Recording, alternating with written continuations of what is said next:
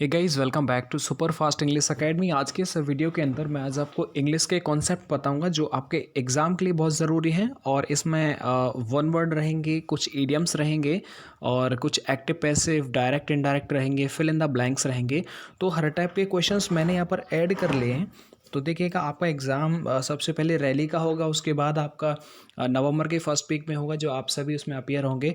तो जो भी क्वेश्चंस आ रहे हैं उनको आप बिल्कुल भी इग्नोर मत करिएगा, हर क्वेश्चन को आप खुद ट्राई करिएगा और मन से पढ़ेंगे तो रिजल्ट अच्छा रहेगा। और जितना प्यार सपोर्ट कर रहे हैं उस सब के लिए आप सभी का बहुत बहुत धन्यवाद।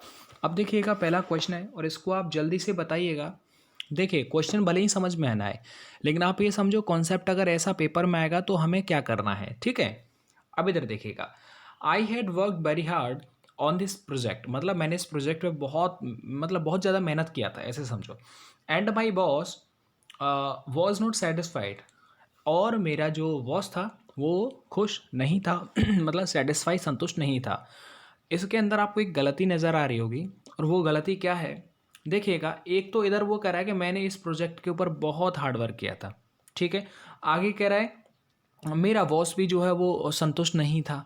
तो दोनों में ही क्या है, इधर तो मेहनत, इधर तो वो परिश्रम कर रहा है और इधर उसका बॉस जो है वो सेटिस्फाई नहीं है। मतलब दोनों ही अपोजिट हैं, दोनों ही सेंटेंसेस में विरोधाभास है। तो जब भी कभी ऐसा हो जो दोनों ही अलग अलग मीनिंग दे रहा हो, तो ऐसे में आपको जो कंजंक्शन लगाना होता है दोनों सेंटेंसेस के बीच में, वो बट लगाना होता है। तो इसलिए एंड की जगह पर क्या आ जाएगा, बट आ जाएगा। समझ में आ गया ना। देखो, बट मतलब लेकिन मैंने बहुत परिश्रम किया इस प्रोजेक्ट के ऊपर, लेकिन मेरा बॉस जो है वो संतुष्ट नहीं हुआ था। तो ऐसे करके जब अपोजिट हो दो सेंटेंस तो वहां पर आप बट लगा दीजिएगा। समझ में आ गया होगा। आगे देखिए, it is high time that you go home. देखिए, काफ़ी क्वेश्चंस हैं, मैं बिल्कुल भी आपका टाइम वेस्ट नहीं करूँगा। It is high time that you go home. अब देखिएगा, अब यहाँ पर क्या लगता है, इस सेंटेंस के अंदर क्या कोई गलती आ रही है समझ में? जी हाँ, बिल्कुल आ रही है। देखिएगा, मैं एकदम एकदम सीधा बताता हूँ आपको। ये क्या है, देखो इट इज़ हाई टाइम है ना, ये ज़्यादातर ये होता है कि जब भी कभी सेंटेंस की शुरुआत में कभी भी इट इज़ टाइम लिखा हो या फिर इट इज़ हाई टाइम हो, जो सेकंड वाला इसका सेंटेंस होता है वो पास्ट इंडेफिनिट में होता है। और इसलिए मैं ये कहूँगा कि पास्ट इंडेफिनिट, यानी कि यहाँ पर ये जो गो लिखा हुआ है इसकी जगह पर क्या आ जाएगा, वेंट आ जाएगा, ठीक है। तो आप ये याद रखना कि कभी सेंटेंस की स्टार्टिंग में इट इज़ हाई टाइम या फिर इट इज़ टाइम आ जाए तो आगे सेंटेंस पास्ट इंडेफिनिट में जाएगा, इसलिए यहाँ पर फर्स्ट फॉर्म की जगह पर सेकंड फॉर्म हो जाएगा। और पहले वाले मैंने आपको बताया था कि देखिए, जब दोनों सेंटेंसेस में एक तरह से विरोधाभास हो तो वहाँ पर जो कंजंक्शन लगेगा वो बट लगेगा। अब आगे बढ़ जाते हैं। देखिए, हो सकता है ये क्वेश्चंस आपको थोड़ा सा डिफिकल्ट लग सकते हैं, बिल्कुल भी डिफिकल्ट नहीं है, कॉन्सेप्ट बड़ा ही अच्छा है जो पेपर में बनता है। अब आगे वाला सेंटेंस देखिएगा, it is clear that each of the tricks is a short of defensive mechanism. क्या लगता है इस सेंटेंस में कुछ गलती है क्या? बिल्कुल भी गलती नहीं है, मतलब नो एरर वाला एकदम सही हो जाएगा, ठीक है। आगे देखिएगा, profit is divided between the 5 share holders of the company. मैंने हमेशा आपको बोला है कि अगर कभी सेंटेंस में, कभी भी सेंटेंस में ये कभी ना बिटवीन वगैरह ऐसा कुछ आ जाए तो आपको थोड़ा सा ध्यान देना चाहिए। क्योंकि देखो, ऐसे समझो बी का मतलब दो होता है ना, और दो मतलब जब दो व्यक्तियों के बीच में अगर कोई डिस्ट्रीब्यूशन होगा तो आप बिटवीन लगाएंगे। लेकिन यहाँ पर तो दो से ज़्यादा मतलब 5 है और पांचों के बीच में क्या है, बंटवारा होना है। तो ऐसे में आप बिटवीन नहीं, वहाँ पर आप फिर अमंग लगा देंगे। क्या लगा देंगे? अमंग लगा देंगे। तो इसलिए चौथे में क्या हो जाएगा, बिटवीन की जगह पर अमंग आएगा, ठीक है। दो से ज़्यादा व्यक्तियों के लिए जो प्रेपोजिशन होता है वो अमंग लगता है। तो कॉन्सेप्ट एकदम एकदम मस्त लेवल का है, तो कभी भी ना मिस मत करिएगा वीडियो को। हो सकता है बड़ी तगड़ी वाली सजावट ना हो वीडियो में, उससे कोई लेना देना नहीं होता है, बस कॉन्सेप्ट आना चाहिए समझ में, क्वेश्चन क्या लिख रहा है सिर्फ उससे मतलब होना चाहिए। सजावट किस तरह की वीडियो में से कोई लेना देना नहीं होता है पेपर का। आगे देखिएगा, आगे लिखा है the art exhibition is a big hit and they made a lot of profit. इस सेंटेंस को पढ़ना तभी समझ में आएगा, वरना गलती हो जाएगा। देखो भैया, एकदम समझ में आ गया कि दे की जगह पर ना पहली बात तो इट आएगा। समझाता हूँ यहाँ पर क्यों इट आएगा, क्योंकि एग्जीबिशन होता है ना जो सब्जेक्ट के साथ ही सिंगुलर इन नंबर होता है। तो ऐसे में क्या होता है, न्यूट्रल जेंडर है और जिसके बदले क्या होता है दे का प्रयोग, यहाँ पर दे का जो प्रयोग किया गया है न्यूट्रल जेंडर के लिए, जो कि गलत है। तो ऐसे में क्या होगा, न्यूट्रल इन जेंडर में अगर कभी बदलना हो ना तो जो प्रोनाउन होगा वो सब्जेक्टिव केस यानी इट आएगा। तो इसलिए यहाँ पर दे की जगह पर क्या आ जाएगा, इट आ जाएगा। ठीक है, the art exhibition is a big hit, तो इसलिए यहाँ पर क्या आ जाएगा, इट आ जाएगा। आगे देखिएगा, I saw portion of the manuscript on birds. इस सेंटेंस को जब पढ़ेंगे तो आपको समझ में आएगा कि क्या गलती नज़र आ रही है। तो मुझे तो समझ में आ गया कि ये जो पोर्शन लिख रहे हैं ना, पोर्शन के पहले ए का ए जो है वो आएगा। ऐसा मैंने क्यों बोला, पोर्शन का मतलब क्या होता है पता है आपको, हिस्सा होता है। और जब भी कभी ये क्या कॉमन नाउन है, तो जो कॉमन नाउन है मतलब सिंगुलर इन नंबर, और रूल ये होता है कि अगर सिंगुलर काउंटेबल नाउन का प्रयोग यदि वाक्य में पहली बार किया गया हो तो इसके पहले इनडेफिनेट आर्टिकल आता है या फिर ए या फिर एन में से कुछ आता है। ऐसा इसलिए भी क्योंकि जो पोर्शन है, इस पोर्शन का पहला लेटर पी है ना, और ये कॉन्सोनेंट है, इसलिए यहाँ पर जो है वो ए आ जाएगा। तो मैं ये बोलूँगा कि यहाँ पर क्या आ जाएगा, portion of a manuscript on birds. तो इस तरह से इन चीज़ों को थोड़ा थोड़ा रिलेट करेंगे तो समझ में आ जाएगा कि गलती कहाँ पर चल रही है। आगे देखिएगा, आगे है the students were playing besides the school building. ये सेंटेंस बहुत सरल है, आराम से पढ़िएगा समझ में आएगा। देखिएगा, पहली बात तो यहाँ पर जो बिसाइड्स लिख रहा है ना भाई, इसकी जगह पर बिसाइड आएगा, क्योंकि बिसाइड्स जिसमें एस लगा होता है ना, एस अतिरिक्त लग रहा है, इसका मतलब होता है के अलावा या फिर के अतिरिक्त। तो इसे मैं हटा दूंगा क्योंकि स्कूल के बगल की बात हो रही है, और जब भी कभी के बगल की बात हो तो ऐसे में आप बिसाइड लगाएंगे तो अर्थ के अनुसार यहाँ पर बिसाइड आएगा, ना कि बिसाइड्स आएगा। तो आपने वैसे पढ़ लिया होगा कि the students were playing beside the school building, मतलब जो बच्चे थे, स्कूल के छात्र थे, वो स्कूल बिल्डिंग के बगल में खेल रहे थे, ना कि उसके अलावा खेल रहे थे। तो जब समझेंगे तो मीनिंगफुल सेंटेंस है, समझ में आ जाएगा। आगे देखिएगा, अब आपका पेपर आने वाला है, इसलिए प्रैक्टिस सेट रेगुलर आते हैं तो इनको कभी मिस मत करना। भले ही आप थोड़ा सा टाइम निकाल करके सारे क्वेश्चंस को भले ही मत देखो, लेकिन क्वेश्चंस को एक बार चेक कर लेना कि कैसे क्वेश्चंस हैं आज की वीडियो। आगे देखो, every boy have to submit the assignment by the evening. इस सेंटेंस में नज़र मुझे आया कि इसमें क्या गलती होगा, और यहाँ पर मेरे को एक समझ में आया कि वर्ब का यहाँ पर गलती दे रखा है। पहले देखो, एवरी के साथ ना कुछ भी आएगा वो सिंगुलर होता है, यानी सिंगुलर नाउन चलता है। जब नाउन सिंगुलर रहेगा तो जो वर्ब आएगा सर वो भी कैसा आएगा, सिंगुलर आएगा। इसलिए हैव की जगह पर यहाँ पर हैज़ आ जाएगा। समझ में बात आ रहा है कि नहीं आ रहा, मतलब क्या हो जाएगा, एवरी है ना, तो एवरी क्या होता है, सिंगुलर होता है। और इसके बाद आपको पता ना काउंटेबल सिंगुलर नाउन का यूज़ किया जाता है, और आपको पता है कि सब्जेक्ट अगर सिंगुलर होता है तो वर्ब जो होगी वो सिंगुलर आ जाएगी। तो इस तरह से मैं कह सकता हूँ कि यहाँ पर इस जगह पर हैज़ आएगा। आगे देखिएगा, my furniture has been damaged in transit. ये सेंटेंस मैं आपके लिए दे देता हूँ, इसमें अगर कोई गलती है तो बताइए, नहीं है तो वो भी बताइएगा। आगे देखिए, she invited all her daughter in laws to the grand party last week. अब देखिएगा, ये काफ़ी मज़ेदार है और इसको समझना होगा आपको। पहली बात, नो बकवास, ओनली काम की बात। अब ये एक चीज़ बताओ आपने कि अगर मैं बुक का प्लूरल बोलूँ तो आप बुक्स कर देंगे, राइट। लेकिन कभी भी ना sister in law, mother in law, एक बात बताओ, प्लूरल क्या होता है ना, जिसमें जो एस लगता है, जिसे आप देख सकते हैं उसमें एस लगता है। तो कभी भी अगर ऐसा हो ना, साला सालिया है ऐसे के साली के नाम पे, तो अब देखिएगा, कभी भी साला साली, कभी ऐसा लग रहा है ना, बहुत ब्रदर इन लॉ लिख रहा हो कभी, एंड सिस्टर इन लॉ लिख रहा हो, mother in law, daughter in law, तो हमेशा जो एस लगेगा जिसे आप जानते हो उसमें लगेगा। तो प्लूरल जो बनेगा वो लॉज में नहीं, यहाँ पर डॉटर में एस आएगा। तो ये प्लूरल वाला मतलब सिंगुलर से प्लूरल बनाने वाला कॉन्सेप्ट था। तो एरर इसीलिए अच्छे होते हैं कि इसमें हर तरह के क्वेश्चन जो है वो मिल जाते हैं। तो देखिए, 10 क्वेश्चन के 10 कॉन्सेप्ट एक ही झटके में बता दिए। अब चलो आगे बढ़ जाओ, इतना आसान नहीं है वीडियो को रोक पाना, इसमें काफ़ी ज़्यादा ज़रूरी और भी हैं। अब देखिएगा, ही वॉज कन्विक्टेड डैश मैनस्लॉटेड। यहाँ पर क्या लगता है, ही वॉज कन्विक्टेड, और कन्विक्टेड के बाद यहाँ पर क्या आएगा वो भी आप बताएंगे। तो देखिएगा, कन्विक्टेड के बाद, कन्विक्टेड का मतलब ही क्या होता है, अपराधी होता है, और इसके साथ ऑफ लगता है, यानी क्या हो जाएगा, ही वॉज कन्विक्टेड ऑफ मैनस्लॉटेड। ठीक है, अब देखिए मतलब वो अपराधी था मैनस्लॉटेड का, तो इसलिए यहाँ पर ऑफ हो जाएगा।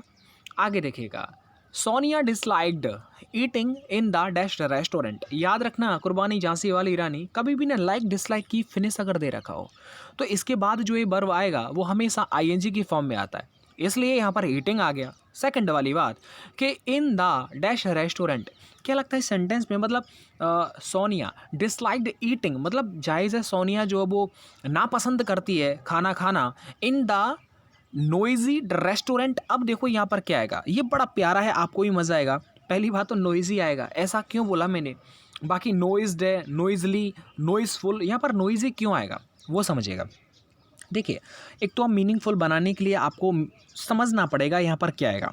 तो देखो पहली बात तो नोइजी आएगा। आपको पता है ना रेस्टोरेंट क्या एक नाउन है ना, और ये रूल होता है कि इसके पहले एडजेक्टिव का यूज़ होता है। आपको मैं बता दूं नोइज़ का जो एडजेक्टिव होता है वो नोइजी होता है, इसलिए यहाँ पर नोइजी का इस्तेमाल किया गया भैया।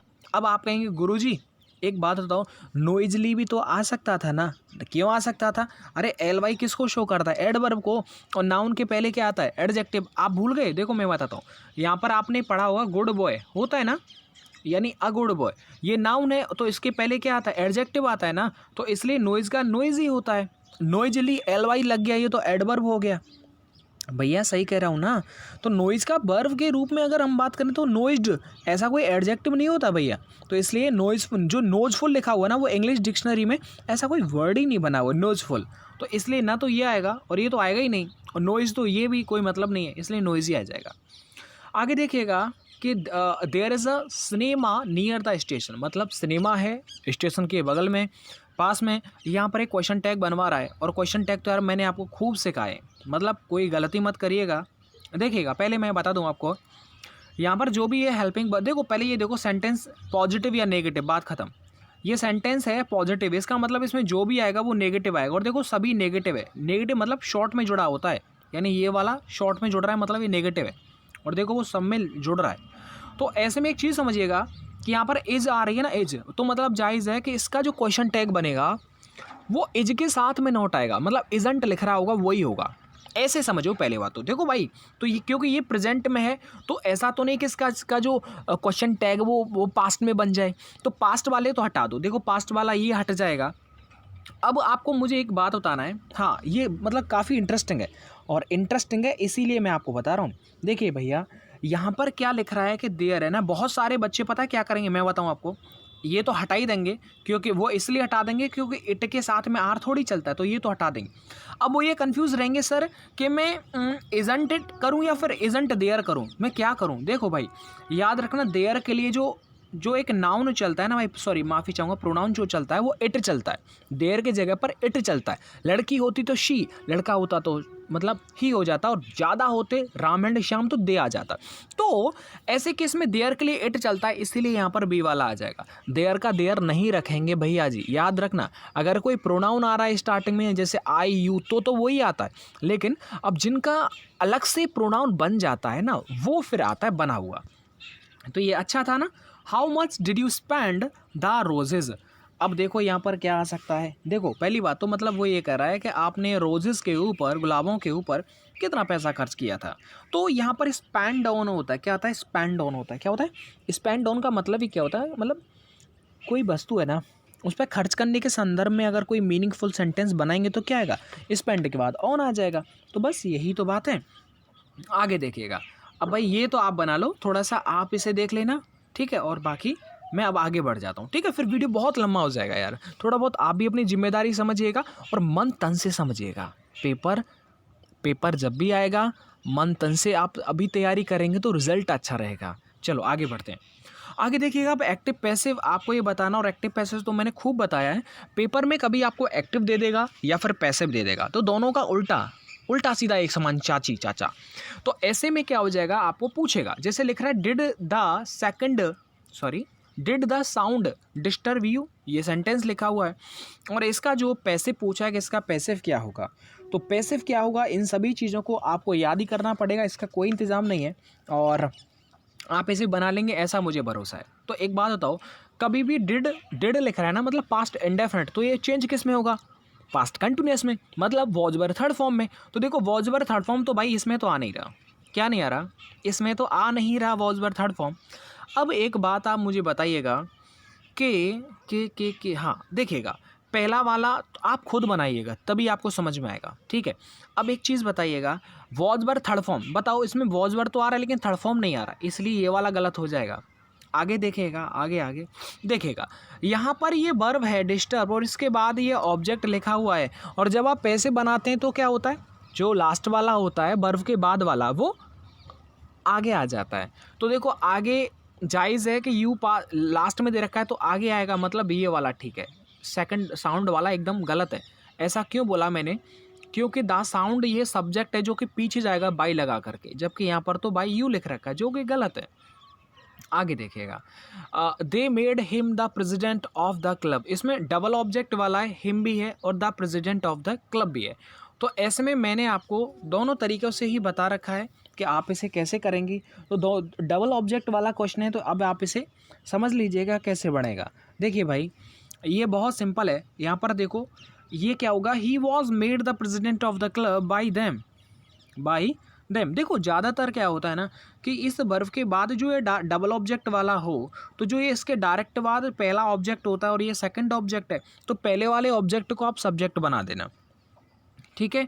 तो ये देखो हिम जो है वो ही आ गया ना, तो he was made the president of the club, और ये पीछे चला जाएगा बाई देम, ठीक है। ये सेंटेंस समझ में आ गया।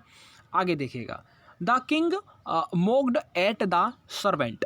अब ये सेंटेंस आपको लिख रहा है, समझ में आना चाहिए। तो देखो इसका जो डायरेक्ट बता देता हूँ मैं आपको, पैसे होगा the servant was mocked at by the king, सही बात है ना, एकदम सही बात है, टाइम वेस्ट नहीं कर रहा हूँ मैं।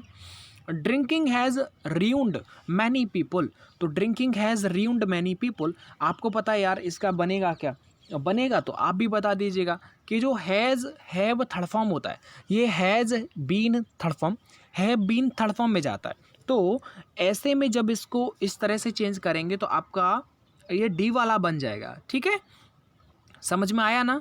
तो बस इसी तरह, देखो इसमें तो हैज़ हैव नहीं आ रहा, आपको पता है मैनी पीपल हैज़ रियून्ड, ना ना ना ना, सब्जेक्ट तो बाई कौन लगाएगा, तो इसमें बाई नहीं आ रहा, इसमें मैनी पीपल हैज़ भी नहीं सर है, एक सेकंड मैं चेक करता हूँ, तो भाई मैनी पीपल तो प्लूरल है ना, तो इसके अकॉर्डिंग तो हैव आना चाहिए, तो इसलिए ये वाला गलत हो जाएगा।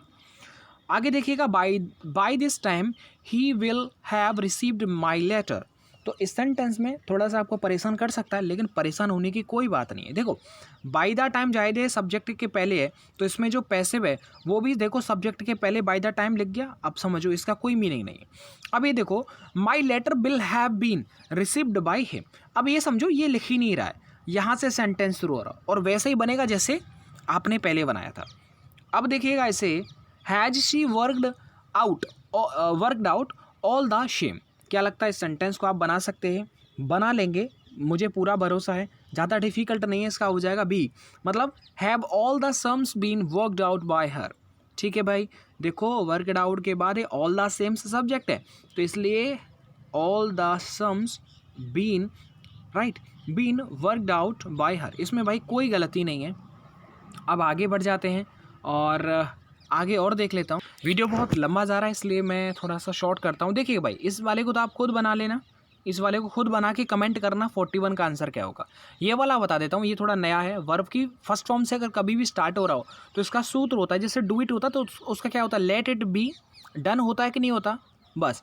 यानी कभी भी वर्ब की फर्स्ट फॉर्म से स्टार्ट हो तो पहले लेट आएगा, फिर क्या होगा, फिर ऑब्जेक्ट आएगा, फिर बी आएगा, फिर थर्ड फॉर्म आता है। तो ऐसे में क्या हो जाएगा, ऐसे में एग्जैक्ट आंसर जो हो जाएगा वो सी वाला बनता है, यानी let the doctor be sent for, ठीक है, तो बी वाला एकदम सही हो जाएगा। और ये भी आप चेक कर लेना, इसमें ज़्यादा डिफिकल्ट नहीं होगा। अब देखो डायरेक्ट इनडायरेक्ट की बात करता हूँ मैं, क्वेश्चंस काफ़ी लिए ताकि एक मस्त वाली प्रैक्टिस हो जाए आपको। देखिए मैंने आपको दिया डायरेक्ट इनडायरेक्ट, तो मैं चुटकियों में बता देता हूँ, ज़्यादा डिफिकल्ट होती नहीं। मुझे पता है कि प्रेजेंट वाली फॉर्म पास्ट में जाती है, तो एजारम जाएगा वॉजवर में, तो देखो लास्ट वाले में तो वॉजवर आ ही नहीं रहा सर, ये तो गलती हो जाएगा। अब बाकी बचे ये वाले, अब इनको आप देख लीजिएगा, इनको आप देखेंगे। देखो भाई पहले बात तो शी आस्क्ड मी यहाँ पर लिखा हुआ है, और जब भी कभी सी आस्क्ड मी यहाँ पर लिखा हुआ तो जायज़ है ना यार सर, जो मी है वो तो आएगा, इसमें देखो मी नहीं दे रखा, तो ये गलत हो जाएगा। आपने डायरेक्ट इनडायरेक्ट पढ़ रखे ना तो मज़ा आएगा, नहीं पढ़ा पहले आप पढ़ लीजिएगा, उसके बाद प्रैक्टिस करिएगा ना। अब यहाँ पर एक चीज़ आप समझिएगा कि आपको मैं बता दूं, यहाँ पर ये जो वाला है सी वाला, ये तो गलत हो जाएगा, क्योंकि जब आप डायरेक्ट इनडायरेक्ट बनाते हैं तो जो बीच में कंजंक्शन लगता है उसके तुरंत बाद सब्जेक्ट आता है सर, ना कि वर्ब आती है। तो इसलिए सी वाला जो गलत होकर के बी वाला एकदम सही हो जाएगा। आगे देखिएगा, Ravi requested his mother to pass the salt. अब इस सेंटेंस में ऑलरेडी बना हुआ है ये इनडायरेक्ट, अब मुझे डायरेक्ट बना देना है। तो डायरेक्ट क्या हो जाएगा इसका, डायरेक्ट डी वाला हो जाएगा, Ravi said mother please pass the salt.